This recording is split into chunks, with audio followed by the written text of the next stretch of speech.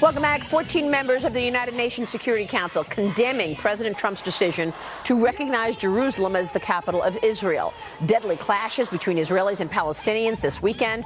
President Trump's announcement also included plans to begin moving the U.S. Embassy from Tel Aviv to Jerusalem, a process Secretary of State Rex Tillerson says would take at least 2 years. Congressman Pete King says this: the decision was not easy and there is no guarantee of success, but it was the right move at the right time. The congressman joins me right now. He is a member of the Intel and Homeland Security Committees. And Congressman King, it is always a pleasure to see you. Thanks for joining us. Thank you, Maria. Maria, can I just say at the start, I agree with everything Attorney General McCasey said. I think there have been mistakes in this investigation, but I think the worst thing the president can do right now is to remove Mueller, not because he's doing such a great job, but the president's lawyers are confident this is going in the right direction. I don't want to give the Democrats, the media, an opportunity to blow this up and come up with another phony issue. I totally understand that. I just had to get that in. Yeah, no, I'm glad you did, and I totally understand what you're saying. But the bottom line is, Congressman, it's getting really old to constantly hear Robert Mueller call people into his office to interview Hope Hicks. Right. Really? Come on. Donald Jr., all of these interviews, and then the media speculates as if there's this major Watergate scandal going on, when everybody knows if there was any collusion between Donald Trump and the Russians, it would have been leaked a year ago. Yeah, I was at the interview with Donald Trump Jr., and I can tell you he answered just about every question. The ones he didn't were for very precise technical reasons. Nobody listening to that interview could come out of that thinking there was any collusion at all. This is totally phony, but I don't want to give them a chance to talk about another Saturday night massacre, another special counsel, and drag it on. If the president's lawyers are confident it's going in that direction, I think it's better to just go along with it right now and get it wrapped up and over and done with. I totally understand that, but people also want to see justice on the other side, Congressman. We know Cheryl Mills got immunity, and she lied to the FBI. We know Huma Abedin lied to the FBI, and we know Loretta Lynch told her deputy, Jim Comey, running the FBI, to call a criminal investigation a matter. People want to see justice, Congressman. I agree with you totally, and I'm on the committee investigating the uranium deal. And I believe that once the collusion issue is out of the way, we can really focus on everything that happened in the Hillary Clinton investigation, why Comey did what he did, why there were attorneys and investigators involved in that, with such a pro-Clinton bias, what happened with Cheryl Mills, what happened with Huma Abedin. But it'll be a lot easier to get that message out once we get this collusion phony issue out of the way. So you think, you're on the committee overseeing the uranium investigation, you think we're going to get into that in 2018 then? Oh, it's already started. I can tell you it started. Yeah, we've started. We're talking. We're doing the background. We're going to be talking to witnesses. Yes, this is going ahead. Okay. Let's move on to the other big story this past week, and that is the president recognizing Jerusalem as the capital of Israel. Here's what he said. Listen to this, Congressman. It would be folly to assume that repeating the exact same formula would now produce a different or better result. Therefore, I have determined that it is time to officially recognize Jerusalem as the capital of Israel. Consistent with the Jerusalem Embassy Act, I am also directing the State Department to begin preparation to move the American embassy from Tel Aviv to Jerusalem.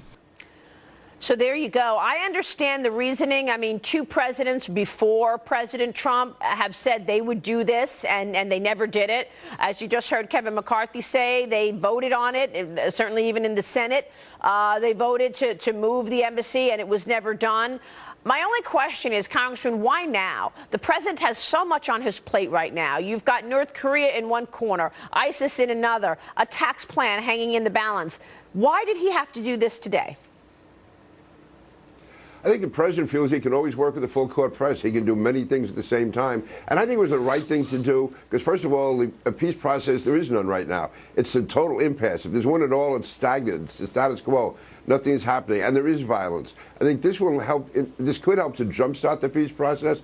Also, if you notice, there's been a very muted reaction from the Arab governments. I know they have to make some pro forma statements, but listen, they would much rather have President Trump playing an active role in the Middle East that what went on during the Obama years, where Iran was built up, Israel was sold out, the government in Egypt was overthrown, President Obama withdrew his pledge in Syria.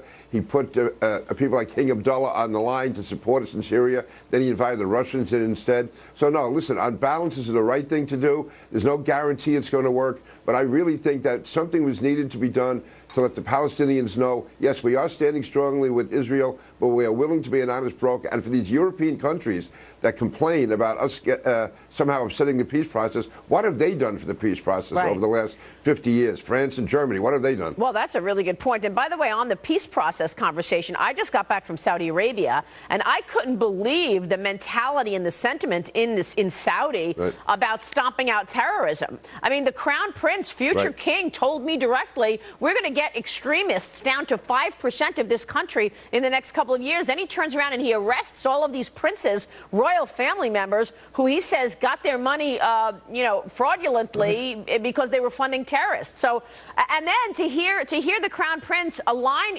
Saudi with Israel, Congressman, that's pretty stunning. Yeah. Nobody would have thought 20 years ago that you would have so many prominent Arab leaders, both openly and very much behind the scenes, working with the Israelis.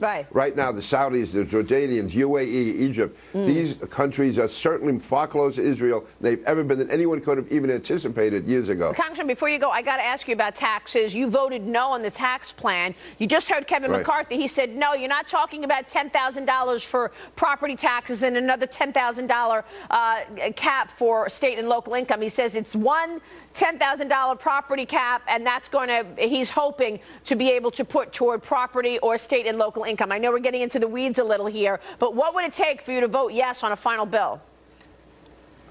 If they can get that to 20,000, use the 10,000 on both. And I tell you, I'm right now calling on the president. If he can meet with the New York Republicans on this issue, take one final shot. He's a New Yorker. He's the guy from Queens. He's the guy who understands what this is about. So, Mr. President, we would love to sit down with you. Lee Zeldin, Dan Donovan, Elise Stefanik, John Faso, and I would love to have 10 minutes of your time to get this resolved. Would Kevin McCarthy just said he's trying to get the top rate down. He wants to get the top rate now at 39.6. He wants to get it to 35%. That's what he's pushing for this upcoming week as he deals with his colleagues in the Senate. Would that offset enough for you? Not really. That wouldn't affect the. Listen, I'm not opposed to that.